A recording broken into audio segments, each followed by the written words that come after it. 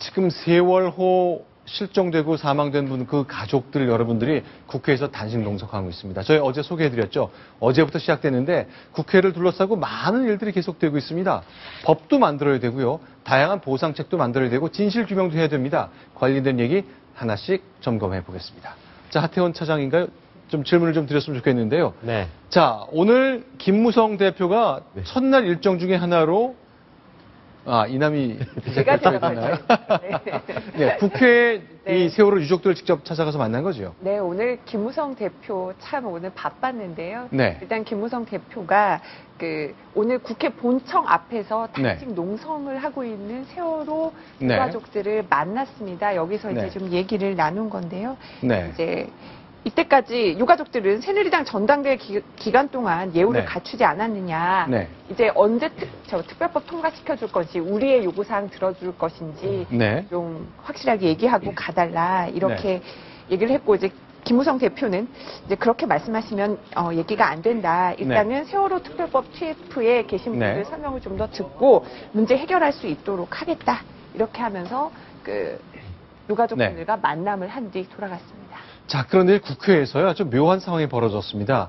얼마나 그 상처를 많이 받으신 분들이겠어요. 그분들이 이제 단식을 하면서 이제 싸움을 시작하고 있고 정치인들에게 빨리 좀 제대로 해달라 하는 촉구가 진행되는 가운데 공교롭게도 7월 17일 재연절을 맞아 여러 가지 음악 행사가 준비됐었다면서요. 결론이 났습니까? 결론이 났습니다. 사실 오늘 점심 때 제가 국회를 나올 때만 해도 한쪽에서는 유가족분들을 비롯해서 행진을 해서 350만 명 서명이 담긴 특별법 통과를 촉구하는 서명을 전달하는 그런 행진과 그다음에 단식 농성이 진행되고 있는데 한편에서는 지금 보시는 분들 바로 유가족분들, 관계자분들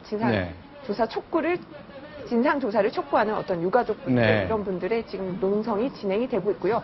또 한편에서는 모 지상파 방송의 열린음악회를 위한 또 단상이 세워지고 있었습니다. 하지만 굉장히 논란이 됐습니다. 박영선 원내대표가 오늘 여기에 대해서 한마디 했거든요. 네, 그걸 한번 직접 육성을 통해 들어보겠습니다.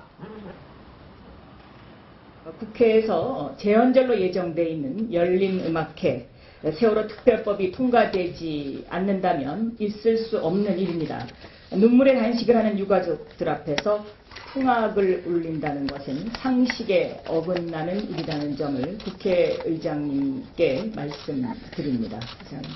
유가족들 위해서 어떻게 단식 농성하고 있는데 한쪽에서 풍악을 울리냐, 음악 행사를 할 수 있냐 비판이 나왔고요. 결국은 정의화 국회의장이 이 행사는 좀 연기하겠다 이렇게 밝히면서 행사가 재연절 행사 같은 것들이 좀 거의 다 축소가 됐습니다. 일단 음악회는 7월 17일 재연절날 열리지 않는 것으로 이렇게 결론이 났습니다. 자, 지금 저렇게 이제 음악회 준비하는 모습인데 이런 분들의 절박함을 10분 이해해 일단 연기하는 것으로 정리를 했습니다.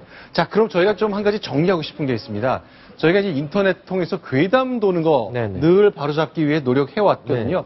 진실이 진실이고 팩트가 팩트입니다. 괜한 풍문, 괴담에 휘둘려서는 안 되는 건데요. 세월호 사건의 유가족분들, 실종자 가족분들이 또 이 소문 때문에 이렇게 힘들게 지내신다면서요. 네. 사실 저도 오늘 오전에 이 인터넷에 떠도는 글을 보고 저도 진짜 사실 화가 나고 굉장히 기분이 나빴습니다. 이런 내용이었습니다. 유가족들이 정부의 희생자 의사자를 지정을 요구하고 있고 이와 동시에 생존 학생들, 단원고 생존 학생들이 대학에 진학할 때 특례 입학의 혜택을 달라라고 요구를 하고 있는 것으로 글이 이제 인터넷에 떠돌고 있었는데요. 저도 처음에 이 글을 보고 이게 진짜라면 정말 좀 너무한 게 아닌가. 친구들의 목숨을 대가로 해서 내가 대학을 가는데 이용을 하는 거 아닌가 이런 좀 생각이 들었는데 이거 사실 아닙니다. 유가족들은 절대 이런 주장을 하거나 요구를 하지 않았습니다. 그런데 누군가가 아마 악의적으로 인터넷에 이런 글을 돌리는 것 같습니다. 자, 그러면 이제 유가족 대표가 아침에 라디오 인터뷰를 했습니다. 진실 규명이 먼저입니다. 그리고 그 다음에 뭔가 논의할 수 있겠죠. 물론 보상도 있어야 될 겁니다. 자, 일단 이분들의 생각 좀 정리한 얘기가 있는데요. 같이 한번 직접 들어보겠습니다. 저는 참 허탈하고 당혹스러운 면이 많습니다. 특례 입학이 됐든 의사자 지정이 되었든 아무것도 밝혀진 것이 없고 누구에게 책임이 있는지도 밝혀지지 않은 상황에서 그런 것을 저희 혜택을 받은들 그게 과연 무슨 위로가 되겠습니까? 특례 입학 같은 경우에도 그저께 저희가 직접 그 발의하신 유은혜 의원을 뵙고 분명히 말씀을 드렸습니다.